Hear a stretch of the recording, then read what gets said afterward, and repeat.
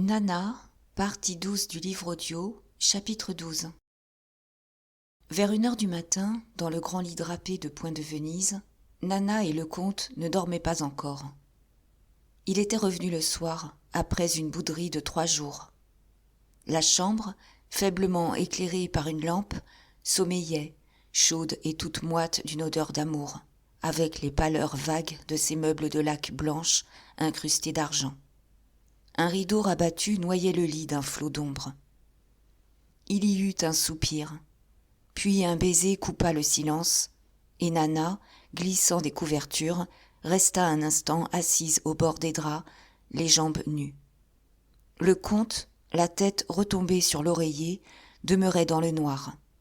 « Chérie, tu crois au bon Dieu ?» demanda-t-elle, après un moment de réflexion, la face grave, envahie d'une épouvante religieuse au sortir des bras de son amant. Depuis le matin, elle se plaignait d'un malaise, et toutes ces idées bêtes, comme elle disait, des idées de mort et d'enfer, la travaillaient sourdement. C'était parfois, chez elle, des nuits où des peurs d'enfant, des imaginations atroces la secouaient de cauchemars, les yeux ouverts. Elle reprit. « Hein ? Penses-tu que j'irai au ciel ?» Et elle avait un frisson, tandis que le comte, surpris de ces questions singulières en un pareil moment, sentait s'éveiller ses remords de catholique. Mais, la chemise glissée des épaules, les cheveux dénoués, elle se rabattit sur sa poitrine, en sanglotant, en se cramponnant. « J'ai peur de mourir, j'ai peur de mourir !» Il eut toutes les peines du monde à se dégager. Lui-même craignait de céder au coup de folie de cette femme, collée contre son corps, dans l'effroi contagieux de l'invisible. Et il la raisonnait. Elle se portait parfaitement, elle devait simplement se bien conduire pour mériter un jour le pardon. Mais elle hochait la tête. Sans doute, elle ne faisait de mal à personne. Mais elle portait toujours une médaille de la Vierge, qu'elle lui montra, pendue à un fil rouge entre les seins. Seulement, c'était réglé d'avance. Toutes les femmes qui n'étaient pas mariées et qui voyaient des hommes allaient en enfer. Des lambeaux de son catéchisme lui revenaient. Ah, si l'on avait su au juste. Mais voilà, on ne savait rien. Personne ne rapportait des nouvelles. Et vrai, ce serait stupide de se gêner si les prêtres disaient des bêtises. Pourtant, elle baisait dévotement la médaille, toute tiède de sa peau, comme une conjuration contre la mort dont l'idée l'emplissait d'une horreur froide. Il fallut que Muffat l'accompagnât dans le cabinet de toilette. Elle tremblait d'y rester 1 minute seule, même en laissant la porte ouverte. Quand elle se fut recouchée, elle rôda encore par la chambre, visitant les coins, tressaillant au plus léger bruit. Une glace l'arrêta, elle s'oublia comme autrefois dans le spectacle de sa nudité. Mais la vue de sa gorge, de ses hanches et de ses cuisses redoublait sa peur. Elle finit par se tâter les os de la face, longuement, avec les 2 mains. « On est laid quand on est mort, » dit-elle d'une voix lente. Et elle se serrait les joues, elle s'agrandissait les yeux, s'enfonçait la mâchoire pour voir comment elle serait. Puis, se tournant vers le comte, ainsi défiguré, « Regarde donc ! J'aurais la tête toute petite, moi. » Alors, il se fâcha. « Tu es folle, viens te coucher. » Il la voyait dans une fosse, avec le décharnement d'1 siècle de sommeil, et ses mains s'étaient jointes. Il bégayait une prière. Depuis quelque temps, la religion l'avait reconquis. Ses crises de foi, chaque jour, reprenaient cette violence de coups de sang qui le laissait comme assommé. Les doigts de ses mains craquaient, il répétait ces seuls mots, continuellement. « Mon Dieu, mon Dieu, mon Dieu !» C'était le cri de son impuissance, le cri de son péché contre lequel il restait sans force, malgré la certitude de sa damnation. Quand elle revint, elle le trouva sous la couverture, hagard, les ongles dans la poitrine, les yeux en l'air comme pour chercher le ciel. Et elle se remit à pleurer. Tous 2 s'embrassèrent, claquant des dents sans savoir pourquoi, roulant au fond de la même obsession imbécile. Ils avaient déjà passé une nuit semblable. Seulement, cette fois, c'était complètement idiot, ainsi que Nana le déclara lorsqu'elle n'eut plus peur. Un soupçon lui fit interroger le comte avec prudence. Peut-être Rose Mignon avait-elle envoyé la fameuse lettre ? Mais ce n'était pas ça. C'était le trac, pas davantage, car il ignorait encore son coquillage.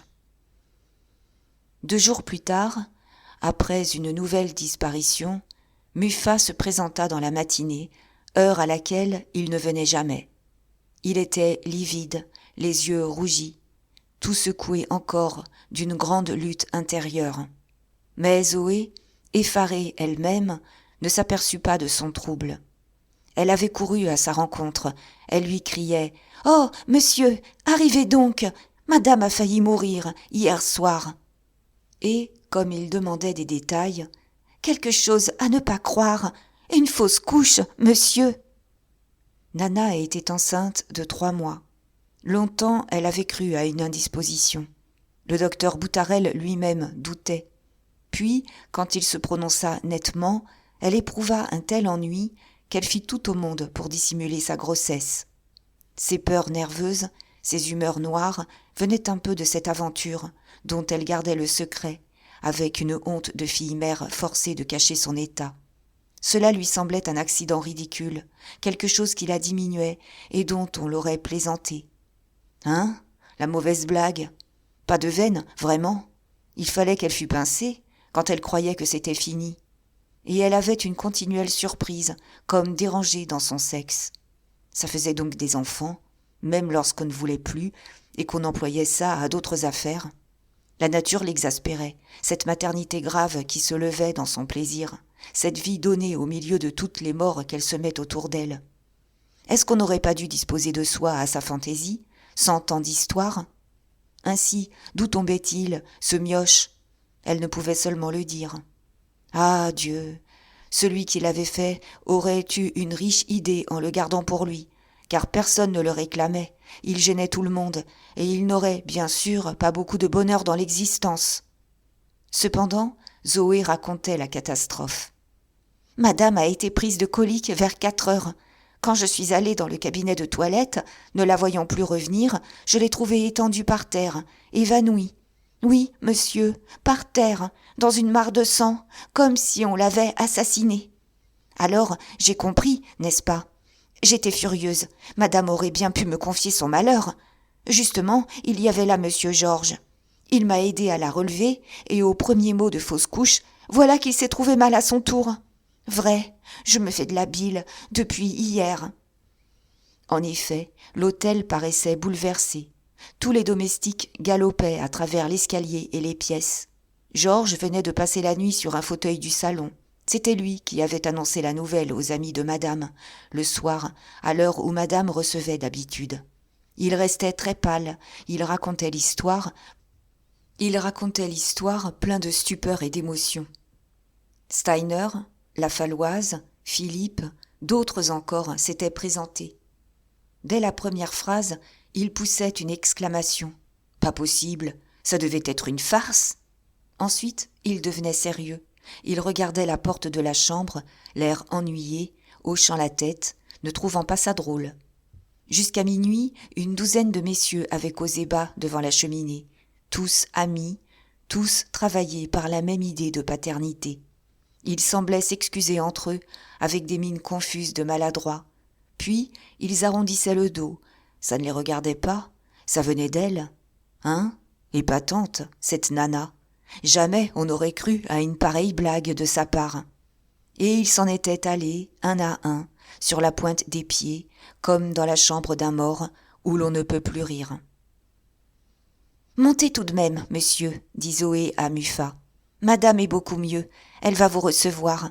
Nous attendons le docteur qui a promis de revenir ce matin. » La femme de chambre avait décidé Georges à retourner chez lui pour dormir. En haut, dans le salon, il ne restait que Satin, allongé sur un divan, fumant une cigarette, les yeux en l'air. Depuis l'accident, au milieu de l'effarement de l'hôtel, elle montrait une rage froide, avec des haussements d'épaules, des mots féroces. Alors, comme Zoé passait devant elle, en répétant à monsieur que cette pauvre madame avait beaucoup souffert, « C'est bien fait, ça lui apprendra » lâcha-t-elle d'une voix brève. Ils se retournèrent, surpris. Satin n'avait pas remué, les yeux toujours au plafond, sa cigarette pincée nerveusement entre ses lèvres. « Eh bien, vous êtes bonne, vous » dit Zoé. Mais Satin se mit sur son séant, regarda furieusement le comte en lui plantant de nouveau sa phrase dans la face. « C'est bien fait, ça lui apprendra. » Et elle se recoucha, souffla un mince jet de fumée, comme désintéressée et résolue à ne se mêler de rien. Non, c'était trop bête. Zoé, pourtant, venait d'introduire Muffat dans la chambre.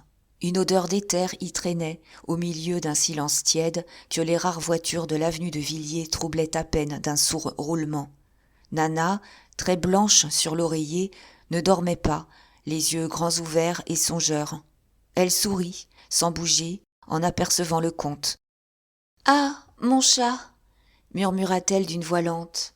« J'ai bien cru que je ne te reverrais jamais. » Puis, quand il se pencha pour la baiser sur les cheveux, elle s'attendrit.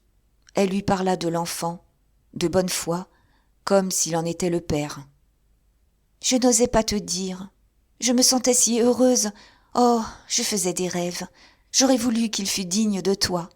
Et voilà, il n'y a plus rien. Enfin, ça vaut mieux peut-être. Je n'entends pas mettre un embarras dans ta vie. » Lui, étonné de cette paternité, balbutiait des phrases. Il avait pris une chaise et s'était assis contre le lit, un bras appuyé aux couvertures. Alors, la jeune femme remarqua son visage bouleversé, le sang qui rougissait ses yeux, la fièvre dont tremblaient ses lèvres. « Qu'as-tu donc » demanda-t-elle. « Tu es malade, toi aussi ?»« Non, » dit-il péniblement. Elle le regarda d'un air profond. Puis, d'un signe, elle renvoya Zoé, qui s'attardait à ranger les fioles. Et, quand ils furent seuls, elle l'attira en répétant « Qu'as-tu, chérie ? Tes yeux crèvent de larmes, je le vois bien. Allons, parle, tu es venue pour me dire quelque chose ?»« Non, non, je te le jure, » bégaya-t-il.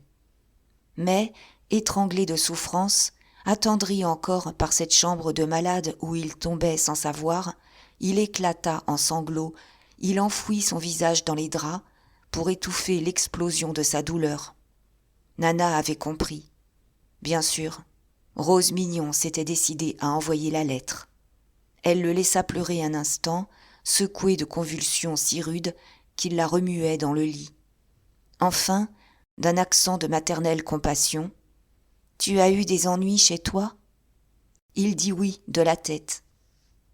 Elle fit une nouvelle pause, puis, très bas, « Alors, tu sais tout ?» Il dit oui de la tête. Et le silence retomba, un lourd silence dans la chambre endolorie. C'était la veille, en rentrant d'une soirée chez l'impératrice, qu'il avait reçu la lettre écrite par Sabine à son amant. Après une nuit atroce, passée à rêver de vengeance, il était sorti le matin pour résister au besoin de tuer sa femme. Dehors, saisi par la douceur d'une belle matinée de juin, il n'avait plus retrouvé ses idées. Il était venu chez Nana, comme il y venait à toutes les heures terribles de son existence. Là seulement, il s'abandonnait dans sa misère, avec la joie lâche d'être consolé.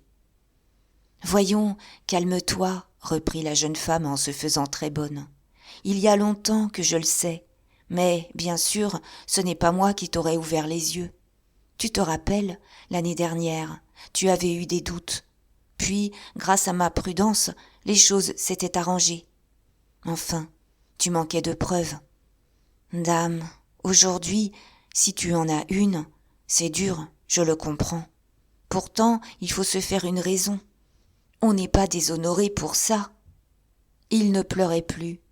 Une honte le tenait, bien qu'il eût glissé depuis longtemps aux confidences les plus intimes sur son ménage. Elle dut l'encourager.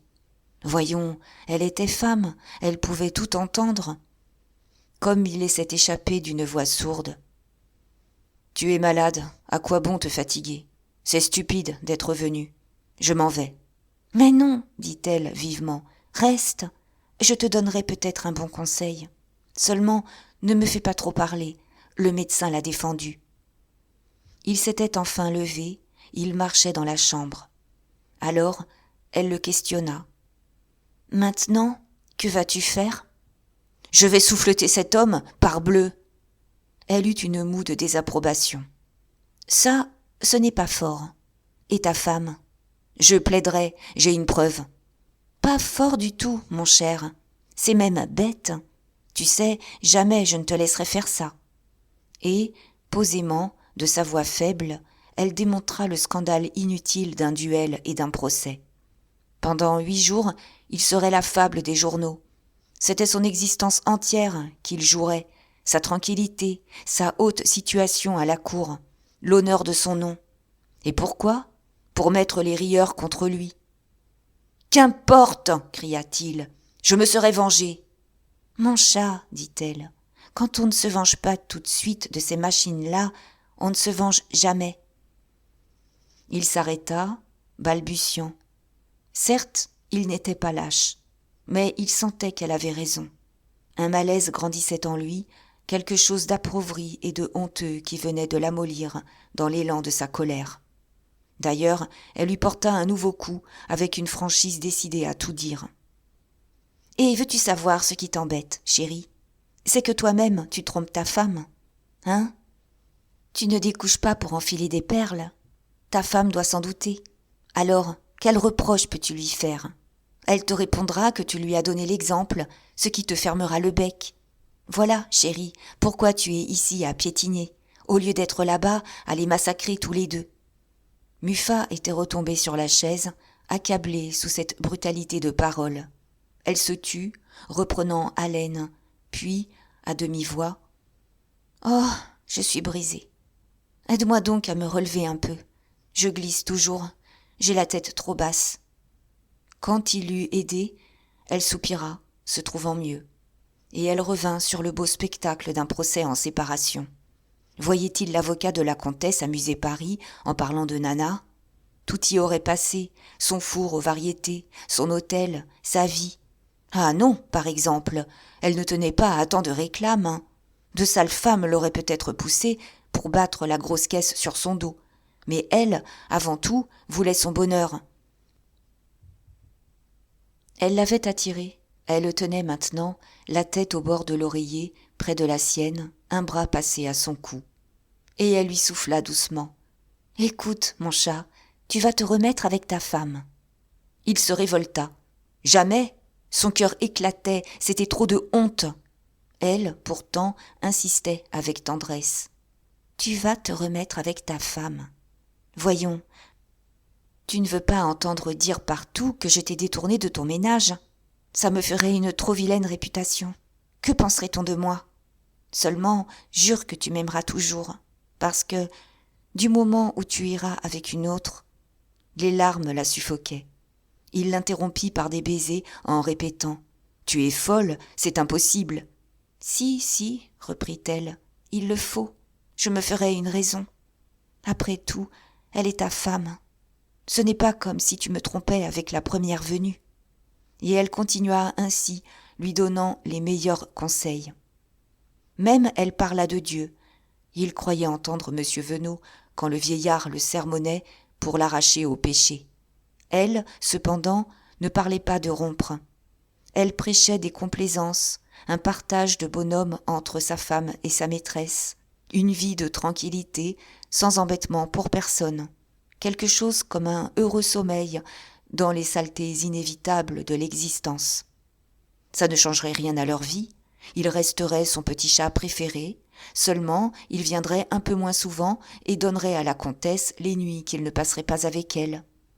Elle était à bout de force. Elle acheva dans un petit souffle. « Enfin, j'aurai la conscience d'avoir fait une bonne action.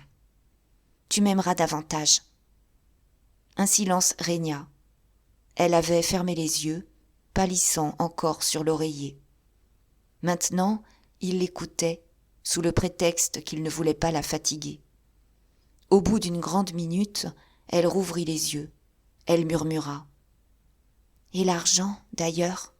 Où prendras-tu l'argent si tu te fâches. La Bordette est venue hier pour le billet. Moi, je manque de tout. Je n'ai plus rien à me mettre sur le corps. » Puis, refermant les paupières, elle parut morte. Une ombre d'angoisse profonde avait passé sur le visage de Muffat.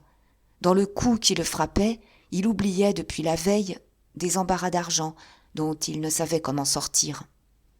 Malgré des promesses formelles, le billet de 100 000 francs, renouvelé une première fois, venait d'être mis en circulation, et la Bordette, affectant le désespoir, rejetait tout sur Francis, disait qu'il ne lui arriverait plus de se compromettre dans une affaire avec un homme de peu d'éducation.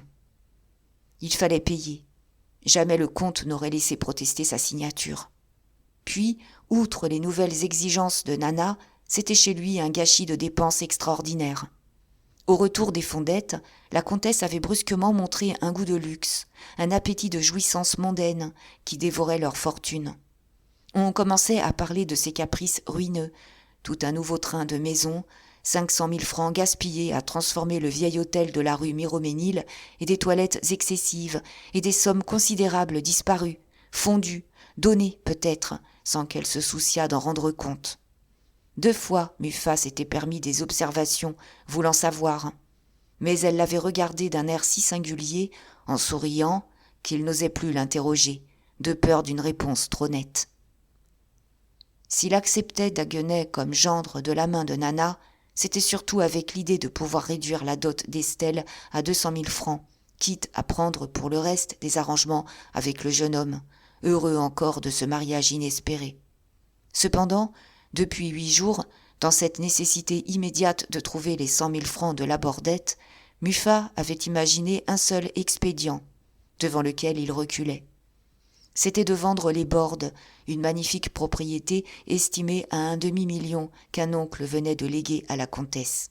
Seulement, il fallait la signature de celle-ci, qui, elle-même, par son contrat, ne pouvait aliéner la propriété sans l'autorisation du comte.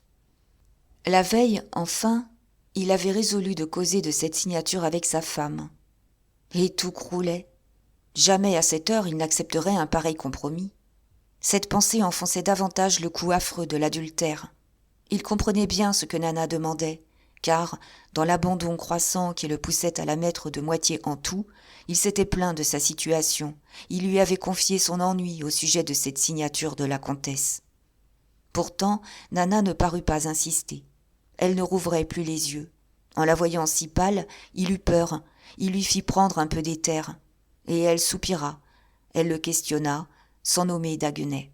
« À quand le mariage ?»« On signe le contrat mardi. Dans 5 jours, répondit-il. Alors, les paupières toujours closes, comme si elle parlait dans la nuit de ses pensées. « Enfin, mon chat, vois ce que tu as à faire. Moi, je veux que tout le monde soit content. » Il la calma en lui prenant une main. Oui, l'on verrait. L'important était qu'elle se reposât. Et il ne se révoltait plus. Cette chambre de malade, si tiède et si endormie, trempée d'éther, avait achevé de l'assoupir dans un besoin de paix heureuse. Toute sa virilité, enragée par l'injure, s'en était allée à la chaleur de ce lit, près de cette femme souffrante qu'il soignait avec l'excitation de sa fièvre et le ressouvenir de leur volupté. Il se penchait vers elle, il la serrait dans une étreinte, tandis que, la figure immobile, elle avait aux lèvres un fin sourire de victoire. Mais le docteur Boutarel parut. « Eh bien, et cette chère enfant ?» dit-il familièrement à Muffat, qu'il traitait en mari. « Diable, nous l'avons fait causer !» Le docteur était un bel homme, jeune encore, qui avait une clientèle superbe dans le monde galant. Très gai, riant en camarade avec ses dames, mais ne couchant jamais, il se faisait payer fort cher et avec la plus grande exactitude. D'ailleurs, il se dérangeait au moindre appel. Nana l'envoyait chercher 2 ou 3 fois par semaine, toujours tremblante à l'idée de la mort, lui confiant avec anxiété des bobos d'enfants qu'il guérissait en l'amusant de commérages et d'histoires folles. Toutes ces dames l'adoraient, mais, cette fois, le bobo était sérieux. Muffat se retirait, très ému. Il n'éprouvait plus qu'un attendrissement à voir sa pauvre Nana si faible. Comme il sortait, elle le rappela d'un signe.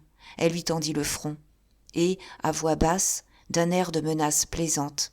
« Tu sais ce que je t'ai permis. Retourne avec ta femme, ou plus rien.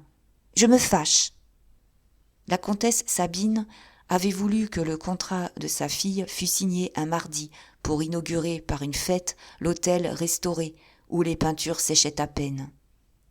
500 invitations étaient lancées, un peu dans tous les mondes. Le matin encore, les tapissiers clouaient des tentures.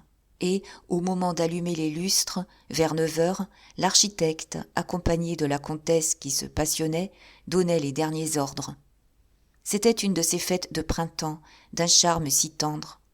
Les chaudes soirées de juin avaient permis d'ouvrir les 2 portes du grand salon et de prolonger le bal jusque sur le sable du jardin. Quand les premiers invités arrivèrent, accueillis à la porte par le comte et la comtesse, ils eurent un éblouissement. Il fallait se rappeler le salon d'autrefois, où passait le souvenir glacial de la comtesse Muffat, cette pièce antique, toute pleine d'une sévérité dévote, avec son meuble empire d'acajou massif, ses tentures de velours jaune, son plafond verdâtre, trempé d'humidité.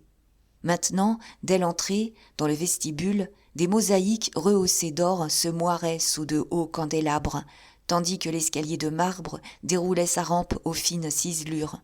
Puis le salon resplendissait, drapé de velours de Gênes, tendu au plafond d'une vaste décoration de boucher que l'architecte avait payé 100 000 francs à la vente du château de Dampierre. Les lustres, les appliques de cristal, allumaient là un luxe de glace et de meubles précieux. On eût dit que la chaise longue de Sabine, ce siège unique de soie rouge, dont la mollesse autrefois étonnait, s'était multipliée, élargie, jusqu'à emplir l'hôtel entier d'une voluptueuse paresse, d'une jouissance aiguë qui brûlait avec la violence des feux tardifs. Déjà l'on dansait. L'orchestre, placé dans le jardin, devant une des fenêtres ouvertes, jouait une valse, dont le rythme souple arrivait adouci, envolé au plein air. Et le jardin s'élargissait, dans une ombre transparente, éclairée de lanternes vénitiennes, avec une tente de pourpre plantée sur le bord d'une pelouse où était installé un buffet. Cette valse, justement la valse canaille de la blonde Vénus, qui avait le rire d'une polissonnerie, pénétrait le vieil hôtel d'une onde sonore, d'un frisson chauffant les murs. Il semblait que ce fût quelque vent de la chair, venu de la rue, balayant tout un âge mort dans la hautaine demeure, emportant le passé des Muffat, un siècle d'honneur et de foi endormis sous les plafonds. Cependant, près de la cheminée, à leur place habituelle, les vieux amis de la mère du comte se réfugiaient, dépaysés, éblouis. Ils formaient un petit groupe, au milieu de la cohue peu à peu envahissante. Madame du Joncois, ne reconnaissant plus les pièces, avait traversé la salle à manger. Madame Chantereau regardait d'un air stupéfait le jardin, qui lui paraissait immense. Bientôt, à voix basse, ce fut dans ce coin toutes sortes de réflexions amères. « Dites donc, murmurait Madame Chantereau, si la comtesse revenait, hein ? Vous imaginez-vous son entrée au milieu de ce monde ? Et tout cet or, et ce vacarme, c'est scandaleux. » « Sabine est folle, répondait Madame du Joncois. L'avez-vous vue à la porte ? Tenez, on l'aperçoit d'ici. Elle a tous ses diamants. » Un instant, elles se levèrent pour examiner de loin la comtesse et le comte. Sabine, en toilette blanche, garnie d'un point d'Angleterre merveilleux, était triomphante de beauté, jeune, gaie, avec une pointe d'ivresse dans son continuel sourire. Près d'elle, Muffat, vieilli, un peu pâle, souriait aussi, de son air calme et digne. « Et pensez qu'il était le maître, reprit Madame Chantereau, que pas un petit banc ne serait entré sans qu'il l'eût permis. Ah bien, elle a changé ça. Il est chez elle, à cette heure. Vous souvenez-vous, lorsqu'elle ne voulait pas refaire son salon ? C'est l'hôtel qu'elle a refait. » Mais elles se turent. Madame de Chezelle entrait, suivie d'une bande de jeunes messieurs, s'extasiant, approuvant avec de légères exclamations. « Oh, délicieux, exquis, c'est d'un goût !» Et elle leur jeta de loin. « Que disais-je ? Il n'y a rien comme ces vieilles masures lorsqu'on les arrange. Ça vous prend un chic, n'est-ce pas ? Tout à fait grand siècle. Enfin, elle peut recevoir. » Les deux vieilles dames s'étaient assises de nouveau, baissant la voix, causant du mariage, qui étonnait bien des gens. Estelle venait de passer, en robe de soie rose, toujours maigre et plate, avec sa face muette de vierge. Elle avait accepté Daguenet, paisiblement. Elle ne témoignait ni joie ni tristesse, aussi froide, aussi blanche que les soirs d'hiver où elle mettait des bûches au feu. Toute cette fête donnée pour elle, ces lumières, ces fleurs, cette musique, la laissait sans une émotion. « Un aventurier, disait madame du Joncois. Moi, je ne l'ai jamais vu. »« Prenez garde, le voici, » murmura madame Chantereau. Daguenet, qui avait aperçu madame Hugon avec ses fils, s'était empressé de lui offrir le bras. Et il riait, il lui témoignait une effusion de tendresse, comme si elle eût travaillé pour une part à son coup de fortune. « Je vous remercie, dit-elle en s'asseyant près de la cheminée. « Voyez-vous, c'est mon ancien coin. »« Vous le connaissez ?» demanda madame du Joncois lorsque Daguenet fut parti. « Certainement, un charmant jeune homme. Georges l'aime beaucoup. Oh, une famille des plus honorables. » Et la bonne dame le défendit contre une sourde hostilité qu'elle sentait. Son père, très estimé de Louis-Philippe, avait occupé jusqu'à sa mort une préfecture. Lui, s'était un peu dissipé, peut-être. On le prétendait ruiné. En tout cas, un de ses oncles, un grand propriétaire, devait lui laisser sa fortune. Mais ces dames hochaient la tête, pendant que madame Hugon, gênée elle-même, revenait toujours à l'honorabilité de la famille. Elle était très lasse, elle se plaignit de ses jambes. Depuis 1 mois, elle habitait sa maison de la rue Richelieu, pour un tas d'affaires, disait-elle. Une ombre de tristesse voilait son maternel sourire. « N'importe, conclut madame Chantereau, Estelle aurait pu prétendre à beaucoup mieux. » Il y eut une fanfare. C'était un quadrille. Le monde refluait aux 2 côtés du salon pour laisser la place libre. Des robes claires passaient, se mêlaient au milieu des taches sombres des habits, tandis que la grande lumière mettait, sur la houle des têtes, des éclairs de bijoux, un frémissement de plumes blanches, une floraison de lilas et de roses. Il faisait déjà chaud, un parfum pénétrant montait de ces tulles légers, de ces chiffonnages de satin et de soie, où les épaules nues pâlissaient sous les notes vives de l'orchestre. Par les portes ouvertes, au fond des pièces voisines, on voyait des rangées de femmes assises, avec l'éclat discret de leurs sourires, une lueur des yeux, une moue de la bouche, que battait le souffle des éventails. Et des invités arrivaient toujours. Un valet lançait des noms, tandis que, lentement, au milieu des groupes, des messieurs tâchaient de caser des dames, embarrassées à leurs bras, se haussant, cherchant de loin un fauteuil libre. Mais l'hôtel s'emplissait, les jupes se tassaient avec un petit bruit.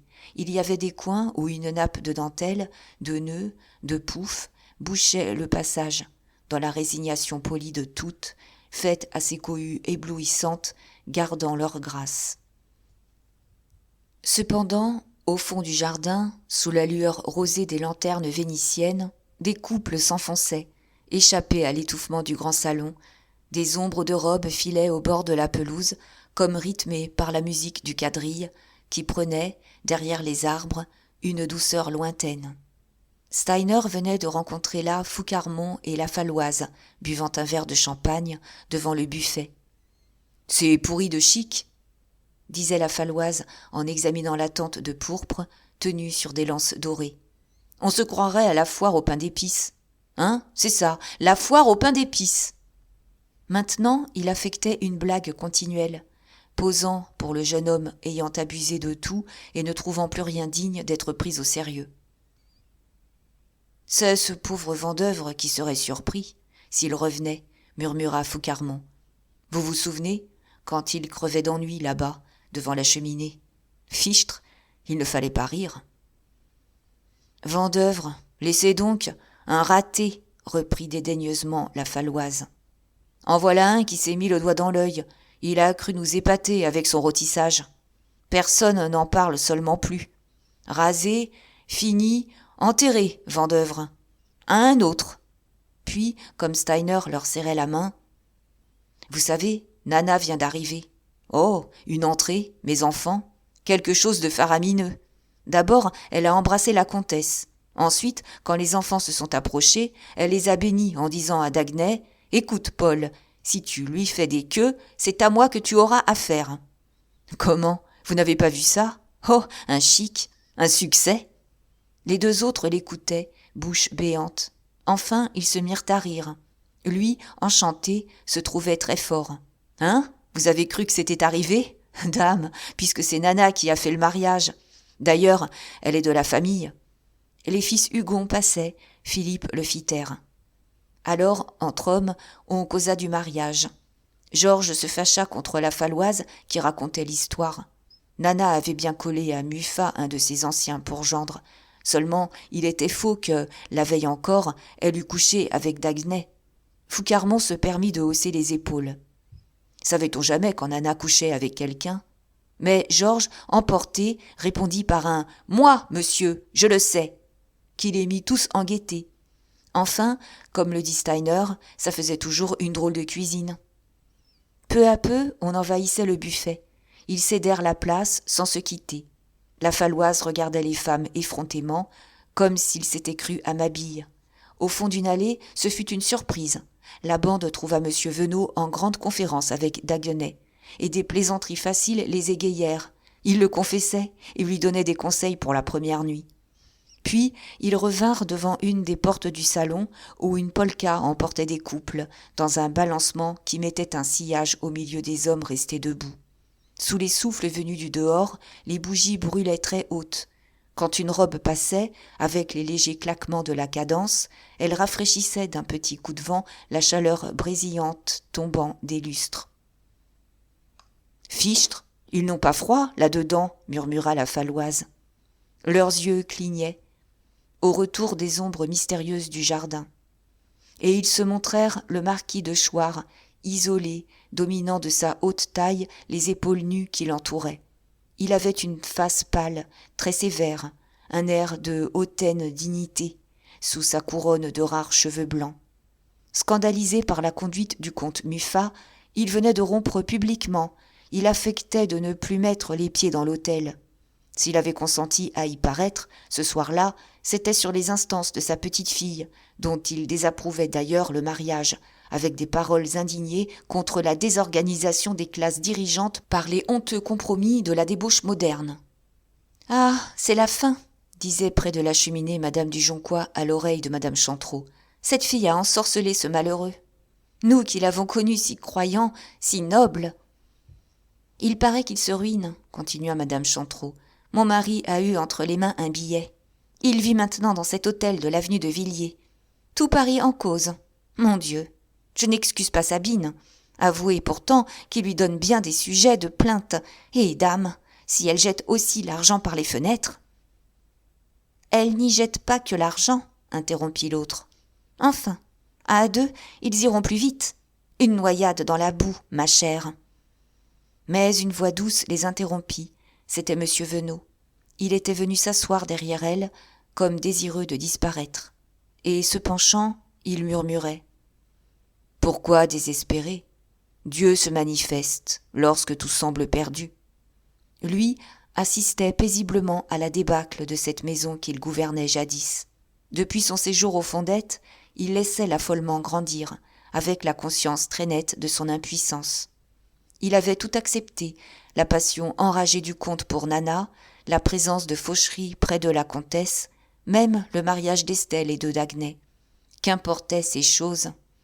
Et il se montrait plus souple, plus mystérieux, nourrissant l'idée de s'emparer du jeune ménage comme du ménage désuni, sachant bien que les grands désordres jettent aux grandes dévotions. La Providence aurait son heure. « Notre ami, continua-t-il à voix basse, est toujours animé des meilleurs sentiments religieux.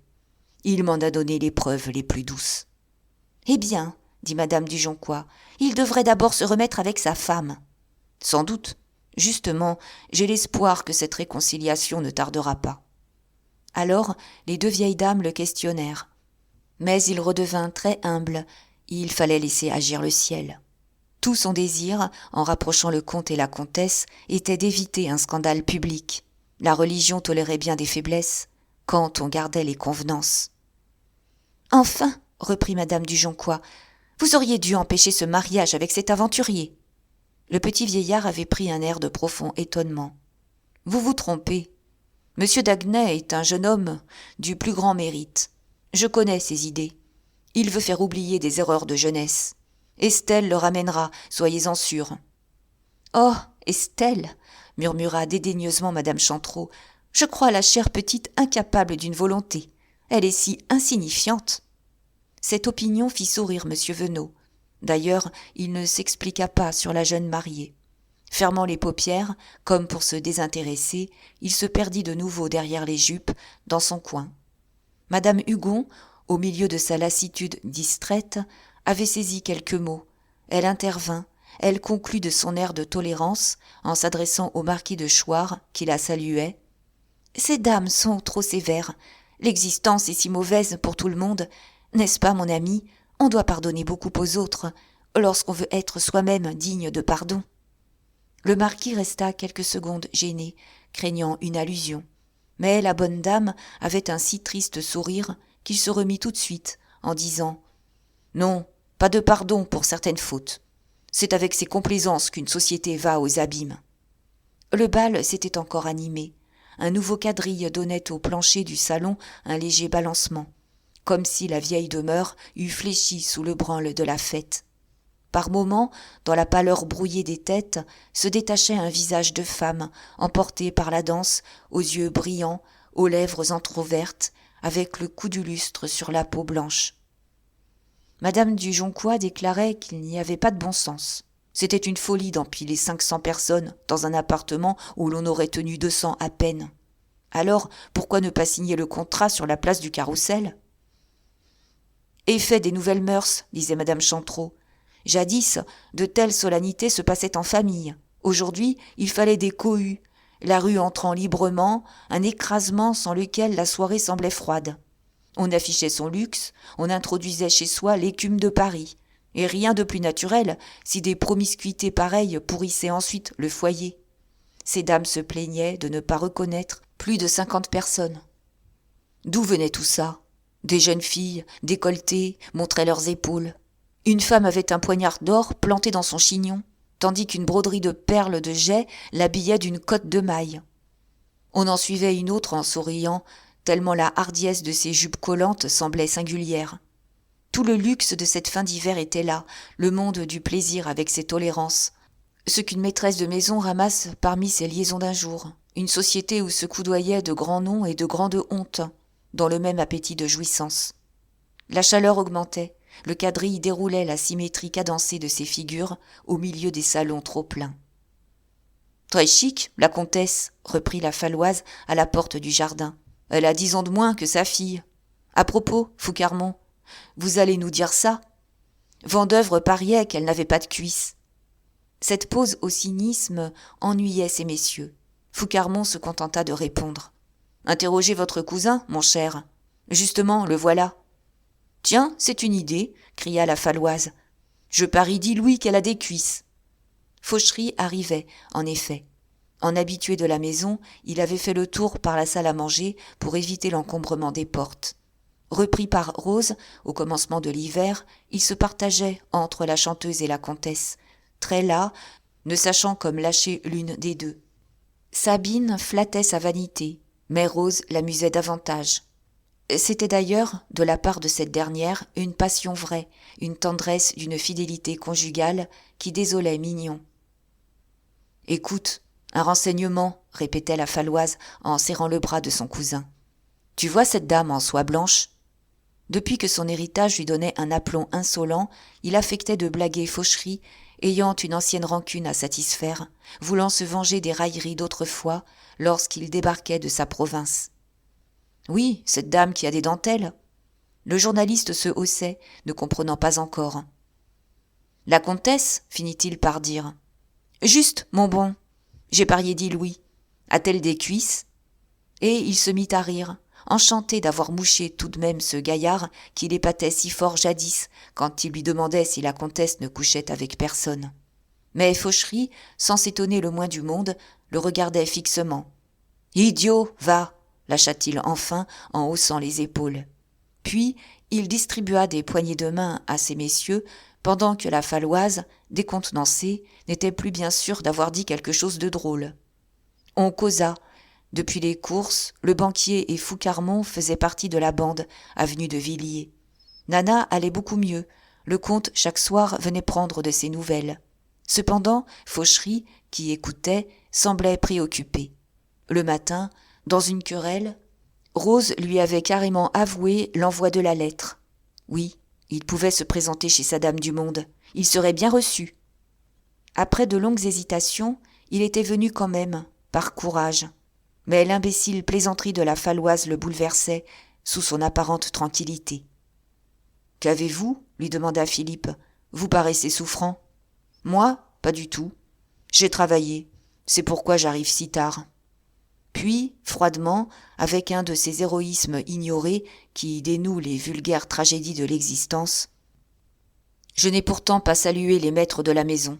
Il faut être poli. » Même, il osa plaisanter, en se tournant vers la Faloise. « N'est-ce pas idiot ?» Et il s'ouvrit un passage au milieu de la foule. La voix pleine du valet ne jetait plus des noms à la volée. Pourtant, près de la porte, le comte et la comtesse causaient encore, retenus par des dames qui entraient.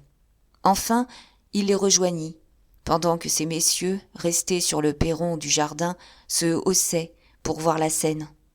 Nana devait avoir bavardé.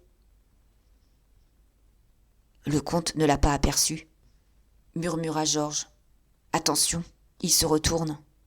Là, ça y est. » L'orchestre venait de reprendre la valse de la blonde Vénus. D'abord, Fauchery avait salué la comtesse, qui souriait toujours, dans une sérénité ravie. Puis, il était resté un instant immobile, derrière le dos du comte, à attendre, très calme. Le comte, cette nuit-là, gardait sa hautaine gravité, le port de tête officiel du grand dignitaire. Lorsqu'il abaissa enfin les yeux sur le journaliste, il exagéra encore son attitude majestueuse. Pendant quelques secondes, les deux hommes se regardèrent. Et ce fut Fauchery qui, le premier, tendit la main. Muffat donna la sienne. Leurs mains étaient l'une dans l'autre. La comtesse Sabine souriait devant eux, les cils baissés, tandis que la valse, continuellement, déroulait son rythme de polissonnerie railleuse. « Mais ça va tout seul » dit Steiner. « Est-ce que leurs mains sont collées » demanda Foucarmont, surpris de la longueur de l'étreinte. Un invincible souvenir amenait une lueur rose aux joues pâles de Fauchery. Il revoyait le magasin des accessoires, avec son jour verdâtre, son bric-à-brac couvert de poussière.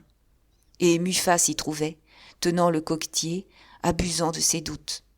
À cette heure, Muffat ne doutait plus. C'était un dernier coin de dignité qui croulait. Fauchery, soulagé dans sa peur, voyant la gaieté claire de la comtesse, fut pris d'une envie de rire. Ça lui semblait comique. « Ah, cette fois, c'est elle !» cria la Faloise, qui ne lâchait pas une plaisanterie lorsqu'il la croyait bonne.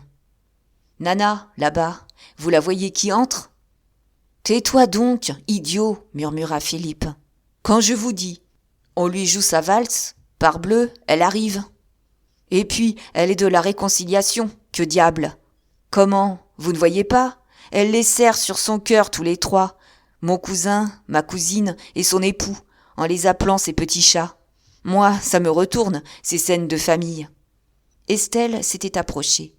Fauchery la complimentait, pendant que, raide dans sa robe rose, elle le regardait de son air étonné d'enfant, silencieuse, en jetant des coups d'œil sur son père et sa mère. Daguenet, lui aussi, échangeait une chaude poignée de main avec le journaliste. Ils faisaient un groupe souriant, et, derrière eux, M. Venot se glissait, les couvant d'un œil béat, les enveloppant de sa douceur dévote, heureux de ces derniers abandons qui préparaient les voies de la Providence. Mais la valse déroulait toujours son balancement de rieuse volupté. C'était une reprise plus haute du plaisir battant le vieil hôtel comme une marée montante. L'orchestre enflait les trilles de ses petites flûtes, les soupirs pâmés de ses violons. Sous le velours de Gênes, les ors et les peintures, les lustres dégageaient une chaleur vivante, une poussière de soleil. tandis que la foule des invités, multipliée dans les glaces, semblait s'élargir, avec le murmure grandi de ses voix. Autour du salon, les couples qui passaient, les mains à la taille, parmi les sourires des femmes assises, accentuaient davantage le branle des planchers. Dans le jardin, une lueur de braise, tombée des lanternes vénitiennes, éclairait d'un lointain reflet d'incendie les ombres noires des promeneurs, cherchant un peu d'air au fond des allées. Et ce tressaillement des murs, cette nuée rouge, était comme la flambée dernière, où craquait l'antique honneur brûlant aux quatre coins du logis. Les gaietés timides, alors à peine commençantes, que Fauchery, un soir d'avril, avait entendu sonner avec le son d'un cristal qui se brise, s'étaient peu à peu enhardies, affolées, jusqu'à cet éclat de fête. Maintenant, la fêlure augmentait. Elle lézardait la maison. Elle annonçait l'effondrement prochain. Chez les ivrognes des faubourgs, c'est par la misère noire, le buffet sans pain, la folie de l'alcool vidant les matelas, que finissent les familles gâtées. Ici, sur l'écroulement de ces richesses, entassées et allumées d'un coup, la valse sonnait le glas d'une vieille race. Pendant que Nana, invisible, épandue au-dessus du bal avec ses membres souples, décomposait ce monde, le pénétrait du ferment de son odeur flottant dans l'air chaud sur le rythme canaille de la musique. Ce fut le soir du mariage à l'église que le comte Muffat se présenta dans la chambre de sa femme, où il n'était pas entré depuis 2 ans. La comtesse, très surprise, recula d'abord. Mais elle avait son sourire, ce sourire d'ivresse qui ne la quittait plus. Lui, très gêné, balbutiait. Alors, elle lui fit un peu de morale. D'ailleurs, ni l'un ni l'autre ne risquèrent une explication nette. C'était la religion qui voulait ce pardon mutuel, et il fut convenu entre eux, par un accord tacite, qu'ils garderaient leur liberté. Avant de se mettre au lit, comme la comtesse paraissait hésiter encore, ils causèrent affaires. Le premier, il parla de vendre les bordes. Elle, tout de suite, consentit. Ils avaient de grands besoins, ils partageraient. Cela acheva la réconciliation. Muffat en ressentit un véritable soulagement dans ses remords. Justement, ce jour-là, comme Nana sommeillait vers 2 heures, Zoé se permit de frapper à la porte de la chambre. Les rideaux étaient tirés, un souffle chaud entrait par une fenêtre dans la fraîcheur silencieuse du demi-jour. D'ailleurs, la jeune femme se levait maintenant, un peu faible encore. Elle ouvrit les yeux, elle demanda « Qui est-ce » Zoé allait répondre, mais Daguenet, forçant l'entrée, s'annonça lui-même. Du coup, elle s'accouda sur l'oreiller et, renvoyant la femme de chambre, « Comment, c'est toi ? Le jour qu'on te marie ? Qu'y a-t-il donc ?»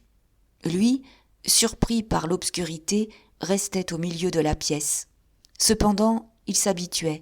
Il avançait, en habit, cravaté et ganté de blanc, et il répétait « Eh bien, oui, c'est moi. Tu ne te souviens pas ?» Non, elle ne se souvenait de rien. Il dut s'offrir carrément de son air de blague. « Voyons, ton courtage, je t'apporte l'étrenne de mon innocence. » Alors, comme il était au bord du lit, elle l'empoigna de ses bras nus, secouée d'un beau rire, et pleurant presque, tant elle trouvait ça gentil de sa part. « Ah, ce Mimi, est-il drôle ? Il y a pensé, pourtant, et moi qui ne savais plus. Alors, tu t'es échappé, tu sors de l'église. C'est vrai, tu as une odeur d'encens. Mais baise-moi donc. Oh, plus fort que ça, mon Mimi. Va, c'est peut-être la dernière fois. » Dans la chambre obscure, où traînait encore une vague odeur d'éther, leur rire tendre expira. La grosse chaleur gonflait les rideaux des fenêtres. On entendait des voix d'enfants sur l'avenue. Puis, ils plaisantèrent, bousculés par l'heure. Daguenet partait tout de suite avec sa femme, après le lunch.